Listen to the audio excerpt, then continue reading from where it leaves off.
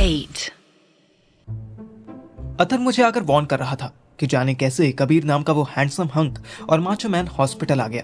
पर हॉस्पिटल तो दूर, वो यहाँ मेरे घर में भी घुस गया। पार्थिव, तो अपना चेहरा देख।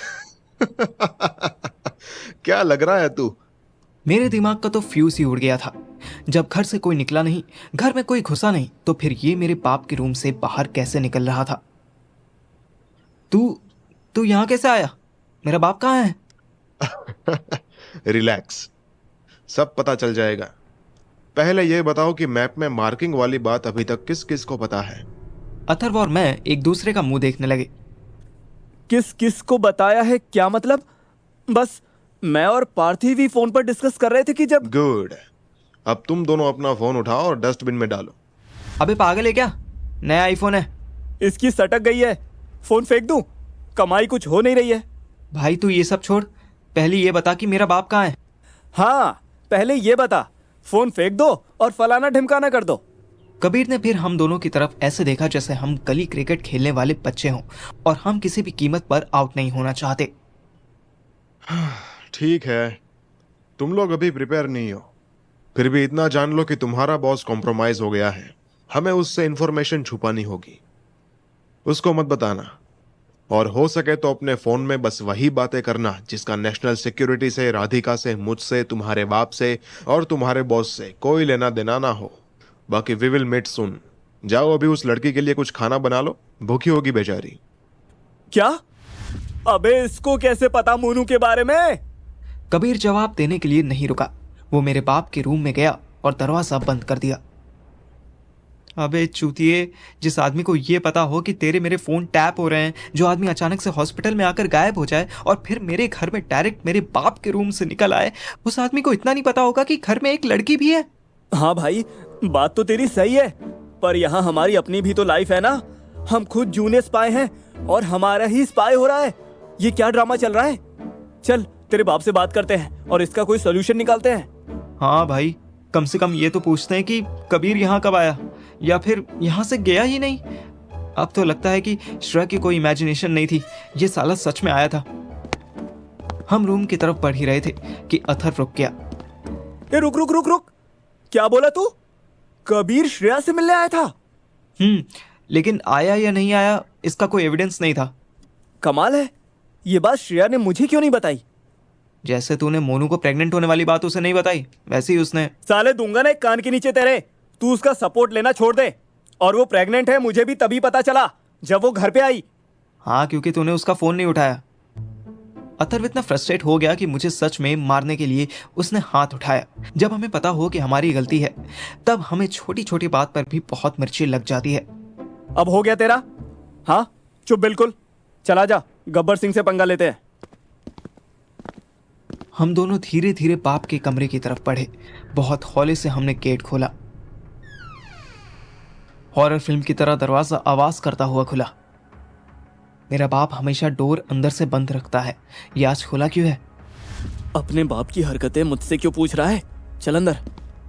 अंदर घंघोर अंधेरा था। हम तो वैसे भी बाहर से आए थे, तो अंदर बिल्कुल नहीं दिख रहा था। लाइट जलाना। लाइट ऑन होते ही मुझे उम्मीद थी कि मेरा बाप चिल्लाएगा, पर नहीं, वो तो मस्त बेड पे सोए पड़े थे। मैं और अथर्व एक दूसरे की तरफ उल्लुओं की तरह देखने लगे। रूम में हानिकारक बापू के सिवा और कोई नहीं था। हैं? वो साला गया कहाँ? अंदर ही आया था ना अभी। धीरे बोल, उठ जाएंगे। अबे उठना होता ना तो कब के उठ गए होते। तू अलमारी देख, मैं बेड के नीचे झांकता हूँ। मैं और अथर 10 मिनट तक पूरे कमरे को तबले की तरह बचा बचा कर चेक करते रहे, पर ना ही हमें कहीं कबीर मिला और ना ही कोई ऐसी अलमारी, ना कोई गुप्त रास्ता पता चला जिससे कबीर आता जाता होगा। हम दोनों दरवाजा बंद करके बाहर आ गए। बाहर आते ही मुझे याद आया कि किचन में ब्रेड खुली रखी थी, सैंडविच बनाने थे। मैं वापस अपने काम में लग गया। अथर पंद्रों की तरह कभी सर खुजाता तो कभी यहाँ वहाँ देखने लगता। उसके लिए ये किसी मैजिक से कम नहीं था। मैं सैंडविच लेकर अपने रूम में गया तो देखा मोनू फिर से सो गई थी। अबे यार, ये तो फिर से सो गई, अब क्या करें? चल अब सैंडविच हम खा लेते हैं। ला, एक तो दे। भाई मेरे, तेरा रोका कैंसिल हो गया है।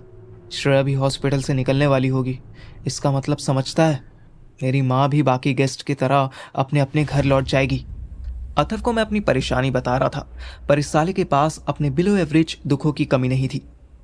यार आंटी को तो तू कुछ भी समझा देगा, पर श्रेया जिद कर रही है कि मम्मी को मोनू के बारे में बताऊं, तभी वो मुझसे शादी करेगी। इस प्रॉब्लम का क्या सोल्यूशन करूं, मुझे समझ में नहीं आ रहा है। इसमें क्या सोचना, बता दे। अबे पागल है क्या तू? ऐसे कैसे बता दूं? वो घर से निकाल देंगी मुझे। तो शादी मत कर, वैसे भी श्रेया बहाने बना रही थी शादी से बचने के लिए। शट अप यार, I really want to marry her. मैं सेटल होना चाहता हूँ। गुड, पर लल्लू लाल, सेटल होने की पहली कंडीशन होती है इनकम, दूसरी आपका घर, और तीसरी द मोस्ट इम्पॉर्टेंट, आपका ऑनेस्ट ट्रस्टवर्दी बिहेवियर। तेरे पास इनमें से क्या है? सीरियसली, है ना? Trustworthy behaviour. और कोई झूठ नहीं मिला तुझे बोलने को? अबे रावण की तरह हंस मत। मुझे अपने पास्ट के बारे में पता है। मैंने जो भी किया पास्ट में किया, पर अब तो मैं ट्रस्टवर्दी हूं ना। तुझे पता है, जब मैं आया ना रूम में तो देखा ये बिना कुछ पहने लेटी थी, सारे कपड़े उतार के फेंक दिए थे, और मेरी बेडशीट। अथर्व की आंखों में तुरंत चमक आ गई। क्या सच्ची? तूने इसकी बैग देखी? देख देख साले, अभी तक ट्रस्टवर्दी था, अब कैसे तेरी आंखों में ठरक आ गई? कमीने, हरामी। अबे वो तो मैं बस ऐसे ही पूछ रहा था। अथर्व अपनी बाइट लेने लगा। मैं भी एक सैंडविच उठा लिया। सुनीता आंटी और पापा से सच बोलने वाला टास्क तो फिर भी कुछ दिन बाद किया जा सकता था, पर मेरे सामने तो ऐसी मुसीबतें खड़ी थीं कि मैं उन्हें कल पर टाल भी नहीं सकता था। फर्स्ट, मुझे कैसे भी करके मोनू को शाम से पहले घर से भगाना था, और फिर रात होने पर सुहानी को घर से भगाकर घर लाना था। दोनों ही कामों में बहुत रिस्क था और अथर्व की हेल्प की जरूरत थी, पर इस साले को मेरी प्रॉब्लम से कोई वास्ता ही नहीं था। मेरे काबिल दोस्त, तू एक प्रॉब्लम मिस कर रहा है। कौन सी प्रॉब्लम जज साहब? अबे अपना बॉस मनोज कुमार, वो गायब होने वाले आदमी ने बताया ना उसके बारे में कि वो गद्दार आदमी है। असल में वो बिक गया है और हम उसकी जॉब कर रहे हैं। ऐसा है, सुन, मुझे ना कबीर से मतलब है और ना ही मनोज कुमार के घोड़े से। मुझे मेरे कैंसर पीड़ित बाप ने बोला था कि वहां जॉब कर ले, तो मैंने आखिरी एहसान करते हुए ज्वाइनिंग ले ली।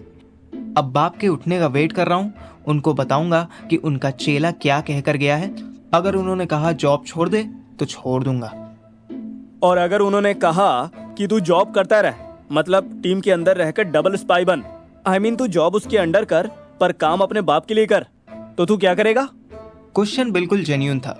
ये बात मेरे दिमाग में क्यों नहीं आई? मुझे बात सही लगी। तो देखूंगा यार, 40,000 मिल रहे हैं, ऐसा तो नहीं छोड़ूंगा। अथर्व भी सोचने लगा। मैंने उसे सुहानी को रात में घर से भागने वाली बात बताई। साला जोर जोर से हंसने लगा। अबे यार, क्या चूतिया जिंदगी है तेरी साले, हैं? दिन में एक लड़की को अपने घर से भगाना है तुझे, और रात में एक लड़की को उसके घर से भगाना है। Too much fun. दांत मत दिखा मुझे, तू मेरी हेल्प करेगा रात में, अकेले कैसे भगाऊंगा? वैसे भी उसका बाप सबसे पहले मुझे पकड़ने ही आएगा। एक प्रोटेक्शन शील्ड थी पहले, अब तो वो भी किसी काम की नहीं। क्या? कौन सी प्रोटेक्शन शील्ड? अबे मेरा सन की बाप, पूरे मोहल्ले में कोई भी हमारे घर डायरेक्ट लड़ने नहीं आएगा कभी, क्योंकि उन्हें पता था कि लंगड़ा आदमी गालियां भी बहुत देगा और मौका बना तो 2-4 को पीड़ भी देगा। अब तो उस आदमी की भी बैटरी डाउन है। शर्म कर यार, तेरे पापा को कैंसर है और तू ऐसे बोल रहा है उनके बारे में। जो दिल में आ रहा है वही बोल रहा हूँ, ज़बरदस्ती सिंपैथी कहाँ से लाऊं? बचपन से अब तक मेरे बाप ने इतना मारा है मुझे, इतना टॉर्चर किया है कि उसके आगे कैंसर का पेन भी कम है। अबे चल चल चल, अब रंडी रोना बंद कर। साला जब देखो चाइल्डहुड ट्रॉमा बेचने लगता है। सुहानी को बता कब और कैसे उठाना है, उसकी प्लानिंग करते हैं। मेरे चेहरे पर स्माइल आई। दोस्त कितना भी सेल्फिश हो, पर लड़की भगाने में साथ ना दे ऐसा हो ही नहीं सकता। हम दोनों एक एक प्रॉब्लम पर डिस्कस करने लगे। सबसे इंपॉर्टेंट तो वो कार थी जिसमें सुहानी भगाई जाती। कार का इंतजाम श्रेया को साथ रखने से हो सकता था। दूसरी प्रॉब्लम थी सुहानी को हम लाएंगे कहाँ, क्योंकि इस घर में तो मम्मी उसे घुसने नहीं देगी। आफ्टर ऑल उसकी मम्मी, अथर्व की मम्मी, मेरी माँ, सब तो आपस में दोस्त थी, इसलिए हमने इस प्रॉब्लम के लिए भी श्रेया से मदद लेने की सोची। अब नेक्स्ट था उसे घर से बाहर निकालना। उसके लिए मेरे पास एक प्लान था। फाइनली मोनू की आंख खुल गई। अथर्व, तू आ गया? हाँ मैं आ गया। तू सो गई थी ना, तो मैं तेरे सारे सैंडविच भी खा गया। है? कर, भूख लगी है।